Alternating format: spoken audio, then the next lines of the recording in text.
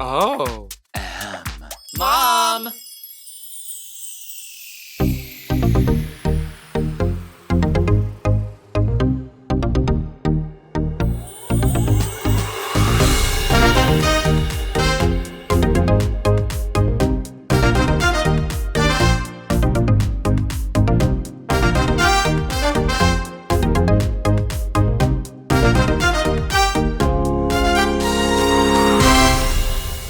Hey, everybody, and welcome to the Sissy That Talk Show podcast. I'm Joseph Shepard, and I'm joined today by the one and only Miss Laganja Estranja. We had a lot of fun on the Sissy That Talk show, which you can see over on the YouTube. So now is our chance to get a little bit more intimate, Laganja. Ooh, I like that. You like that? Oh, touch me, Dad. Touch me. Are you a moaner?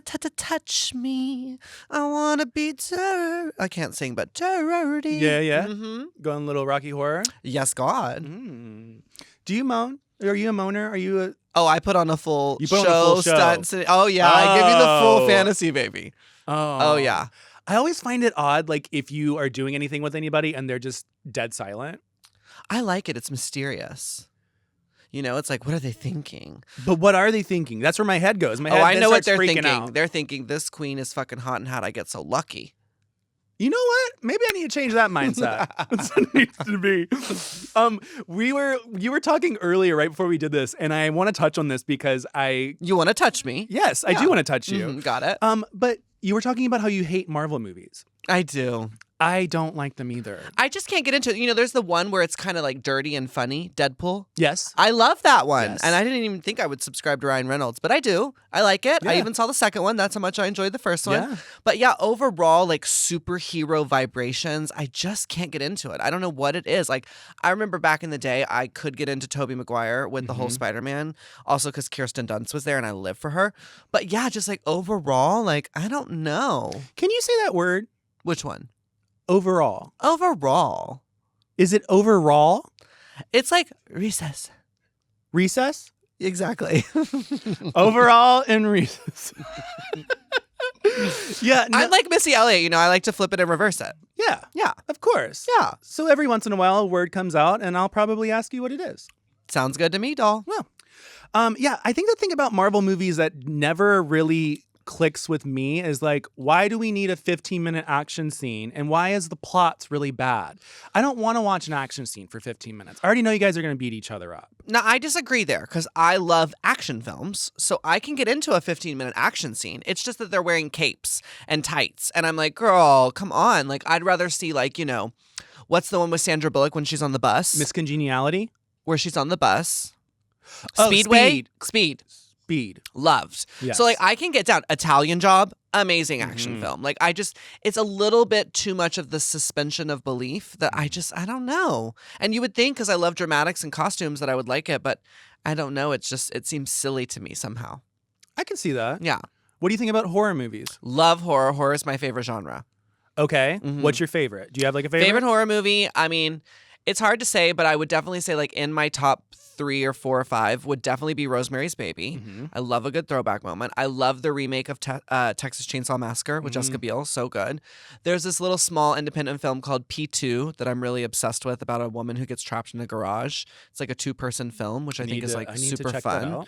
Other favorite horror movies? I think those are like my top 3 that would like immediately come to mind. But I love horror as a genre. I think it has a natural queer take, which I definitely vibe with. And also, I love to be scared. Not so much in haunted houses anymore. I used to like to be scared in person. No, but now like scared at home watching a movie is fun. Like a jump scare, a Wes Craven moment. I love.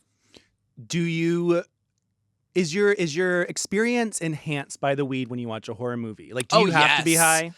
Oh, I don't have to be, but I choose to be, and I love to be. Yes, because it's the best. It's just it makes it more fun. Like I think, like for me, cannabis has always been something that really helps me be creative and sort of tap into that energy of otherworldly connections. And so when watching a horror movie, I think it sort of helps me with the suspension of belief, and it also makes it more like exhilarating. Yeah. So yeah, I definitely love to be stoned when watching any movie, but specifically with horror for sure. Did you see The Terrifier? I didn't. Ooh. Was it good? But are you like a Saw person? Do you like? I love Saws. So you are okay with the torture porn? Love. Okay, then you have to check it out. It's a Okay. B-rated movie. It's like, but I'll send you. What was You it have to called? watch. Terrifier. Terrifier. Yeah.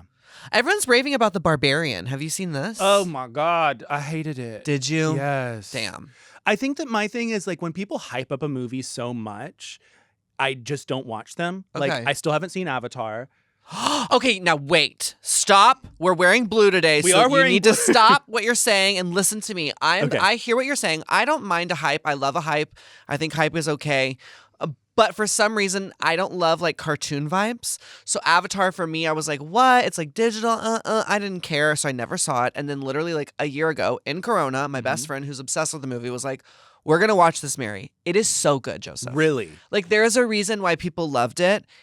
Because it's really good. Like you should actually watch that one, especially High. It's gorgeous. Cinematically, it's really expressive. And I actually got to go to Avatar Land in Disney World. It's so dope. Fun, so cool. Like this poor mic person is like, Jesus, she's screaming. But it really is like, I love it. I love Avatar. I subscribe to it. I'm ready for this next one. It's going to be like 4D, some shit they're talking about. Like, have you done a 4D movie fan. before? I have. Yeah, it's super fun. We did Jurassic Park. Oh, you did? Yeah, which is an awful movie. It was a newer one, but it was so much fun. Yeah, I So can't much fun. remember what I did with it. I think it was I think I did like Buzz Lightyear, that Lightyear movie, the animated I didn't one. see it, but one of my best friends said it was good, and then my other best friend said it sucked, so I just didn't watch. Yeah, but I did that one in 4D, so that was Okay. cool because they kept going into space. So like the seats Yeah. the whole time. I think was honestly, like, any movie in 4D has to be good because Yeah. it's just like a ride of your lifetime. unless it was a silent movie. I still think it could be cool as long as they're spraying air at me and watering on my feet and shit. I'm down. I'm down. It reminds me of like those old rides that used to go on. It like just brings back like a Mhm. memory. Like that's what I really love about Totally. it. Speaking of old rides, did you see the new ride that Disney just got a patent for? No, what is it? Who knows if it's fake news, but I subscribe. It is like they got a patent for like when the roller coaster is going to jump the track. Stop. It doesn't mean that it will be created, and they say that if they do, it'll be 2030. So we still got years to go. Mhm. But basically, they created the patent so that no one else could create like the jumping track roller coaster. Crazy. I would do it. I would do it too. I love it. I always think about those situations. I'm like, you know what? If I am the one to die on like a crazy thing, like, you know, getting shot up in the air or whatever, okay, well, cool. My work will get rediscovered. Yeah. Love it. And you know, at the end of the day, you had a little woo. That was dark, huh? Yeah, well, hey, I mean, if that's how I go, it's iconic. And like I said, people be like, what? Who is this crazy bitch? And then all of a sudden they're on my YouTube and bam, now I'm Picasso. Would you ever paint? Paint? Yeah. Like art? Yeah, you said No. Picasso. No, I'm not very good. No. I wish I could be, but it's just not my vibe. Have you ever done like a wine and paint? Sip and pour? Actually, yes. Yes. Oh my God. This brought like, oh. So my dear friend Bobby, who is no longer with us anymore, who, oh my God, this made me really sad. My wine's kicking in as well. He was just a dear friend of mine. He introduced me to everyone out here in Hollywood when I was first getting my start as Laganja. And one year, like, he made me go to a wine and paint, which I was so mad at him for and was like, this is stupid. Like, I can't paint. I don't want to do that. And he was like, there's wine. And I was like, okay, I'm going. And it was really awkward, to be honest. Like, it was a really awkward moment because, like, not that people were necessarily good in the class, but like Bobby was so into it and he was like super painting. And like, I just remember being like, oh, I just don't want to be here. I don't want to be here. But now telling the story and thinking about it, like, it's really special to me because I miss my friend. And, you know, I did that for him to make him happy and it did. And, you know, that's what friends are for, right? Sometimes we go do things that we don't really care about or that mean a lot to us, but it means something to our friend. And yeah, I just remember him being like, this was the best birthday ever. And like, thank you for coming and whining and painting with me. And like, that was really cool. That was really cool. But yeah, my painting was hideous. Hedocious. Yes, girl. I'm not a painter. Like, I don't even consider myself a real makeup artist. So definitely painting on a canvas, not my strong suit. Okay, but like, I was looking on Eventbrite because I always look at like random, like, let me see like what's coming up because sometimes there's some really cool shit. What do you do in your spare time? I look at Eventbrite. Tell me your. Would you ever? Because I saw. Could you in a boat? Get it? I would. Mm-hmm. I knew that about you. Yeah, in a boat. I actually never have done it in a boat, but I am going on a cruise. Well, there's next still time. year, the first time ever. There's still time. Yeah. Okay, back to the Eventbrite. Uh-huh. So at the Eventbrite, there was a get high Uh-huh. and paint Uh-huh. a nude male. Yeah, I think ours was nude, actually. Now, again, the memory's all like resurfacing. But yeah, no, I think it was like a nude vibe. Oh, wow. Also, probably why my friend Bobby wanted to go. Yeah. Yeah. I'd be the model. Okay, but you wouldn't paint. No, you could paint me, doll. And we'll paint you on this break. We'll be right back. And we are back with Miss Laganja Estranja. We're just potting it up. You remember potting it up. I like that. You remember when we used to pot it up? I remember. We really did for 12 episodes? Yeah. That's crazy. I never had completed a podcast before until that. You know, Gia and I tried to start one called High Tea, and I think about halfway through, we both were like, it's a no for us. So Well, we did it. And we you were fucking committed. did it. Baby, we even went to visual, honey. We went to visual. We went from your ears to your eyes. Ears to your eyes. And then you were on the road doing things at odd hours. That's right.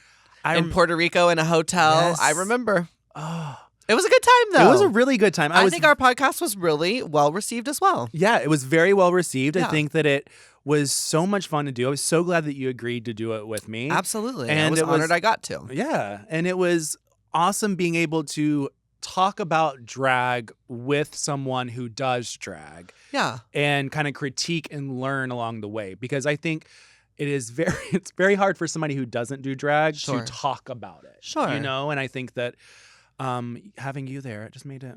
Well, and I great. liked that our podcast, even though that obviously was the kernel, the main, meal on display, we also talked about a lot of other things that weren't Mhm. drag related. And I think that's also what our listeners really connected to. And I Yes. think as entertainers and hosts, that's both what we connected to. Like, yeah, we Mhm. talked about Drag Race, and yeah, that was cute and fun, and tear it or wear it. And, we did that. But I think a lot, for me, what made that really rewarding is that we got real with one another. Yeah. And I think that's what made it really special is that a lot of our listeners, connected to us as individuals Yes. as opposed to entertainers talking about Drag Race. Because we did. We got into mental health. We got Totally. into, voting, Supreme Court, trans rights, all of that. And I Yeah. think that it really did resonate because I do think that you can have that front line of, talking about the drag and talking about the drag race. But who are these drag queens? We don't know Right. because a lot of them don't get personal. Well, and you gotta give the people what they want. They want the Mm-hmm. Drag Race content, of course, but I think, they came for the drag and they stayed for us. And I think that's really special. And that's, for me, what I enjoyed most about the podcast is I got to know you as an individual Mhm. even more. And I felt like you and I really connected and you Yeah. were, definitely there for me during some difficult times. And, I just appreciate that I had a co-host that got real because a lot of the times, we stay surface level with each other and it's all fun and laughs. And while that's all great, it's nice to break that sort of fourth wall and just be authentic with one another. Well, guys, on that note, we're going to take a break and we'll be right back with more of the podcast.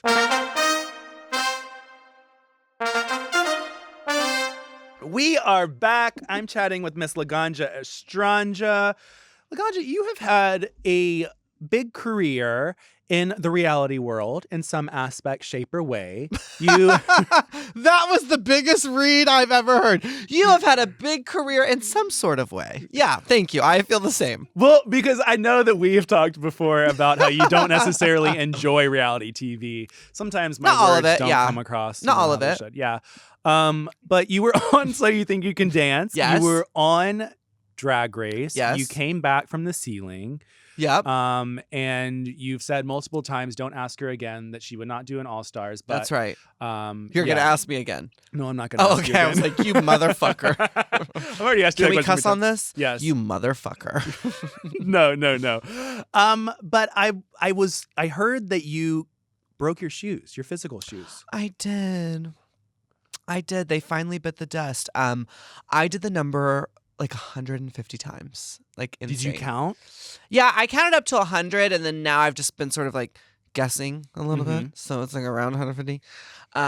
It's like drag queen ages. It's like, Detox is still, 32. It's like we don't know, but we guess, and yeah. Yeah. So anyways, shady. Anyways, so what was the question? About your shoes that you broke. Shoes. Yeah, they broke. I was in Canada. It was my first time as a RuPaul's Drag Race queen to go to Canada.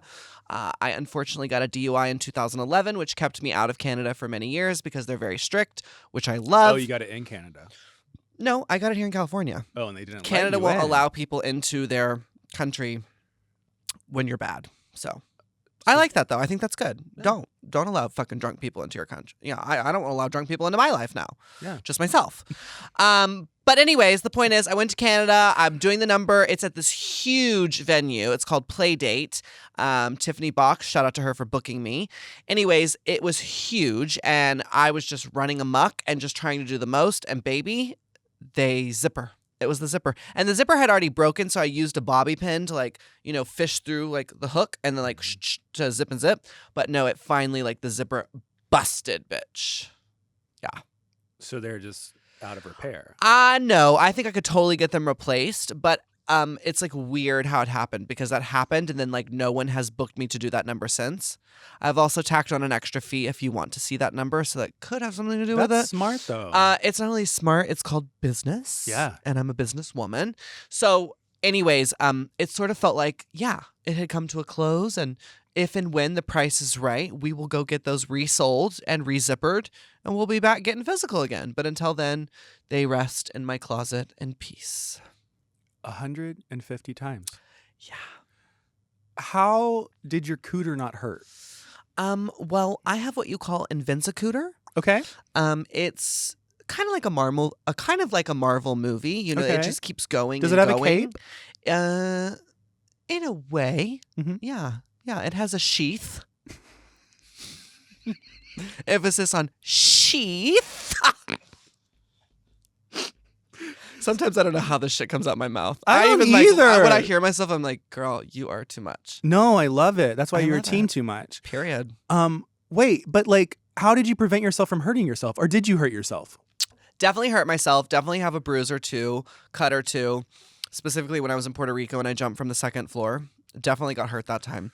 But, you know, I really believe in mind over matter. And I just do what I do. And I just believe that I'm fearless. And like I am a superhero in a way when I become Laganja. Like I really do just kind of go for it. And a lot of times this is really horrible to admit, but I don't stretch before I perform. Like I literally will just be sitting backstage talking to you and then shablam, she goes on stage and she goes crazy. Like it's kind of, I don't know. It's my superpower. Do you stretch before like choreographing or dance? No, I've always hated stretching. Me too. It's just kind of boring to me. But meanwhile, when I teach my master classes, I stretch people for 34 minutes because it like takes up time and I don't have to work as hard. But I'm Todra calling myself, telling the truth, Big Brother style. But no, I just, you know, for me, like I am great at stretching. I do hot yoga all the time. And that's where I really focus on the stretch is in a class that's built for stretching. But when it comes to like dance and performing, like I just want to get out there and I just want to do it. Yeah. You know, like I don't know. It's not something that's in my practice that I know as I get older, it's going to have to be. Like I have to warm up. It's very unhealthy. And I do not suggest any dancer out there do what I do. But yeah, I don't know. Like even in college when we would have to stretch and stuff, it was just, it bored me. I wanted to get right in there and start dancing and choreographing and doing the moves. And so with Laganja, there was no rules. And so that's sort of how it's always been is I've just had a shot or two and went out there and winged it. But yeah, it's important to stretch. It's important to go to hot yoga. And it's, you know, really important when you come to Laganja's dance school that we take 34 minutes to stretch out of the 1 hour. 34? Because, Exactly 34. Exactly 34 Why minutes. not 40? Because I find that that's too long. You know, half a class, a little over half a class. Most of the people that are coming to my class, let's be honest, they're not. They want a picture. This motherfucker. I know y'all told me not to look at the camera, but this motherfucker. They do want a picture. You're right. That is probably the most people who come to my class, but also they're not necessarily trained dancers. Gotcha. So it's important to warm up these individuals because, again, I am a trained dancer. I know how to land. I know how to use my plie. I have a technique. So I'm able to not necessarily warm up as much as the average person. But when it's in my class, like, plus, also when I teach class, it is the one and only time that I'm going to give myself that stretch. So it's a nice thing to do. And yeah, I even thought about during Corona, like starting stretch classes online because I'm a great teacher at it. Even though I'm not a great doer, I'm a great teacher. They say, isn't that the saying? Those who can't do, teach. Mm-hmm. Yeah. So there it is. And those that can't teach too. That's right. Yeah. I do want to give you the chance to talk about what's coming up for you because... Oh, you want to give me a chance to plug myself. Plug. We all love a good plug. It. You talked about a little bit about the Broadway show on the Sissy That Talk show. That's right. You got to go to the YouTube to see that full. To see that full. So, uncut. Edition. Uncut edition. Mm-hmm. Ooh. So what else is coming down the pipeline? Well, a clear bowel system is definitely coming down the pipeline. You know, we're on this new vegan and raw diet. Ew. I'm kidding. Are you kidding? You just saw me eat queso on your show. I don't do that. Vegan? Definitely not. It's cheese, honey. Is vegan no cheese? Yes. You're not really asking me that, are you? No, I am. Cheese is a choice, and we choose yes. Yes. Yeah. Yeah. So what's coming down the pipeline is a brand new EP from yours truly. Stop it! Finally, after all these years, I'm going to be releasing Daily Basis, which will house all of the songs that I've released previously, as well as 3 new additional songs, including the lead song, Daily Basis, which will be dropping at the beginning of next year with a music video. I just signed with a new manager, Jackie Huba of Fiercely You Entertainment.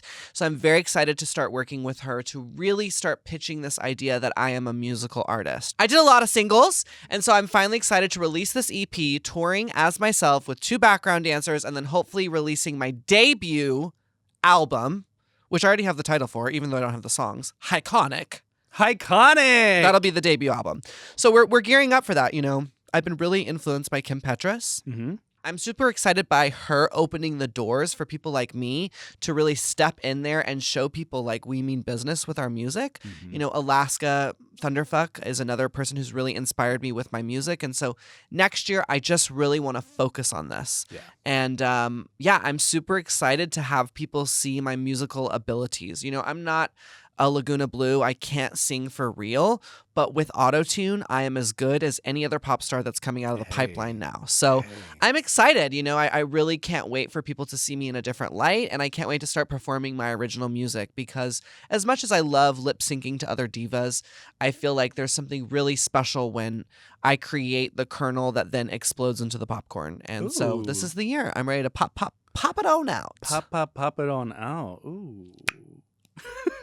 How has the cannabis industry changed since you have become a public figure? I feel the industry has become a little bit more accepting for sure. Mm-hmm. You know, it's hard for me because as a queer person, when I was identifying as a gay male, I saw a lot of progression. When I came out as trans, I saw a lot of degression. Is that a word? What is it? Regression. I knew there was a D, a re. So there was a lot of regression, I think, because trans was like really hard for that community to swallow. Like they were barely swallowing the fact that I was gay and did drag. And now it's like, okay, but wait, you also identify as a woman? Like, oh, girl, slow down. And I'm like, oh, girl, smoke up. You know what I mean? Like meet me somewhere in the middle. Yeah. But yeah, I think the industry overall has changed a lot because of the commercial ability. Mm-hmm. Is that a word? Commerciability, that's a word. I think, you know, it has become so much more mass accepted with high-end businesses that, sure, perception is changing, right? More and more people are realizing that this isn't a drug like we think of, and that this is medicinal, and that this should be readily available to any person who wants to partake. But I think overall, the industry itself is still run by, like many industries, powerful white men who don't give a fuck about anything that's different than them. Yeah. So it's a challenge. And, you know, I'll be honest, I have pulled out of the cannabis industry a lot in recent times. I tried for so long, so hard to be accepted, to create my own line, to create, you know, merch, and it just wasn't working. But I do believe that perception is changing. I do believe people are ready for something that's more diverse. And I do believe that like next year, it's going to explode for me. I really do. You know, I've been working on my own, we call them water pipes online to be PC, but they're bongs. Yeah. You know, I'm working on my own bongs. I've got my own rolling papers that are gorgeous. We've got the trans flag. We've got one that's my logo. We've got ones that's like green lips with a joint. And then I'm also working on like a dab kit. So for those of you who aren't familiar with dabbing is a concentrated form of THC, and you use different tools to heat up a nail and then put the wax in the nail. So yeah, I'm definitely still... Wow, Joseph. Yes, but with cannabis. But yes. So yeah, I'm really working, even though I still don't technically believe in it, on expanding that, because I know that time is going to come. I know that I'm going to be, one of the first trans drag queen people to own their own dispensary and to have it run by other, drag and trans people. And I know that time is coming, but it is the long game. And so I play it very patiently, and it's not something I put a lot of focus into, because ultimately I'm aware of the curve that we're on. And I just think right now, with our current climate, a lot of people are just not ready to fully accept that. So I'd rather get them to accept the plant as medicine than accept me as the person who's going to be dealing it, if that makes sense. I'd rather break the stereotype, and then they can welcome people like me into that sort of playing field. Would you ever have your own strain? Yeah, I mean, that's been a long time dream of mine, and I've tried so many different times, and it just always falls through, and it's very frustrating. But ultimately, if you're not a white male with millions of dollars, it's very hard to get into the industry. So I'm just being patient, because I know eventually I'm going to meet a white gay male with lots of money who will be like, yeah, I'm gonna go ahead and bet on you, and I'll make his return triple. I know it. And what would you name this? Well, I have different ideas. So for my dispensary, I want to call it House of Ganja, Haus, of course. For my strains of different cannabis, I mean, there's all kinds of ideas. I definitely think there has to be like an oak strain. I definitely think there has to be a dip strain. I definitely think there has to just be things that are like my catchphrases that go into strains. But my big attacked. Ooh, I like that. My big idea is that when I have this House of Ganja, that I would then partner with all my drag sisters, and they would each have a strain named after them, so that they would not only be making a portion of that money, but then a portion would be donated to another cause. And I have a whole business plan. So I'm just kind of waiting for that sponsor to come along who believes in me and believes in the queer community. So, it's only a matter of time. Only a matter of time. Only a matter of time. Well, thank you so much, Laganja, for stopping by. Why are you looking at me like that? That's it. We're wrapping it up. Okay, well, it was great being here. I don't know. The ending felt really abrupt. Okay, well, here, we'll do something else here. Are you going to do a kick line for me? Or are you going to give me a little... No, I wish I could do a kick line. Okay, here we go. Okay. So, you've talked about the weed. Yes. And your place in the industry. Yes. Do you believe that you will have that place in the industry within the next 5 years? Absolutely.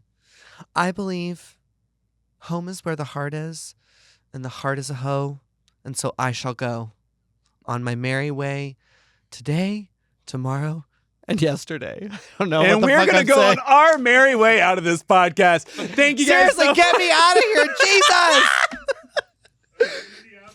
Thank you so much for listening to the Sissy That Talk show podcast. And thanks again to my fabulous guest, Miss Laganja Estranja. Thank you so much for having me back again on the mic with you, Mama.